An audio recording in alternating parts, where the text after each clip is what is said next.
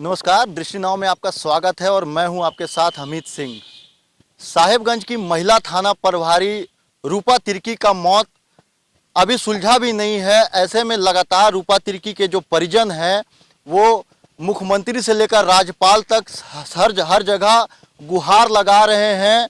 आपको हम दिखाते हैं, अभी हम रूपा तिर्की के घर पे मौजूद हैं जहां पर रूपा तिर्की के माता पिता रहते हैं। आप देखिए, यही वो रूपा तिर्की का घर है जहां पर उसके माता पिता पूरे परिवार के साथ यहाँ रहते हैं। फिलहाल तो अभी उनके घर पर ताला बंद है। आप देखिए कि रूपा तिर्की के घर में जो भी परिवार हैं वो कहीं ना कहीं रूपा को इंसाफ दिलाने को लेकर, गुहार लगाने को लेकर घर में कम रहते हैं और मंत्री और विधायक के दरवाजे पर, चौखट पर ज़्यादा रहते हैं।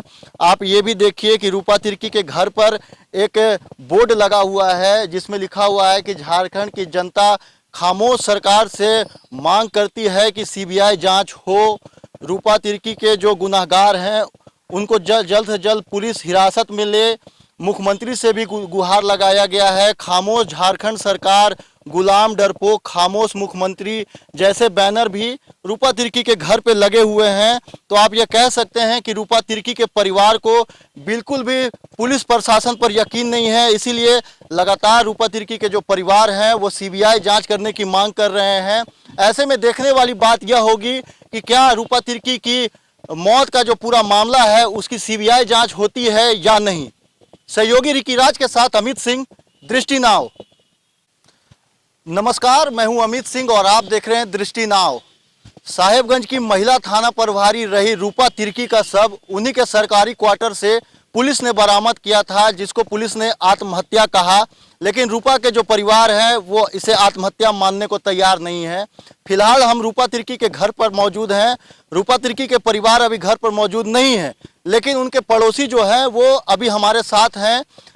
रूपा तिर्की को काफ़ी करीब से इनके पड़ोसियों ने भी देखा है। ऐसे में हमारे साथ आलोक जी, उनके पड़ोसी हैं, हमारे साथ मौजूद हैं।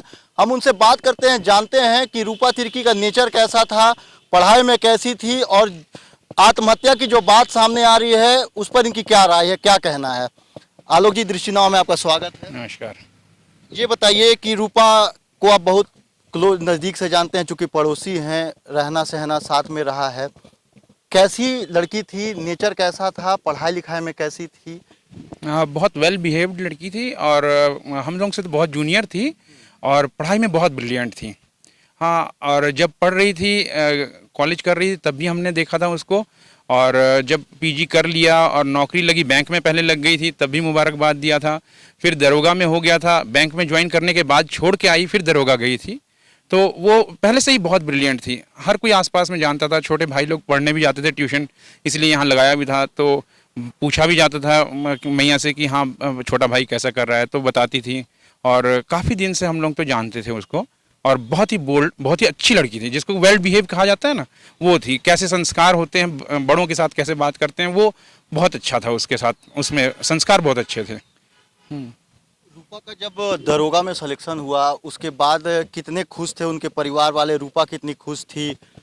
देखिए, पहले पहले तो जब बात हुआ था तो रूपा ने कहा था कि नहीं, बैंक में पहले हो गया था उसका, तो बैंक में ज्वाइन कर लिया। मैंने पूछा कि भैया कहाँ जा रहे हो, तो बोली कि भैया बैंक में ज्वाइन कर लिया।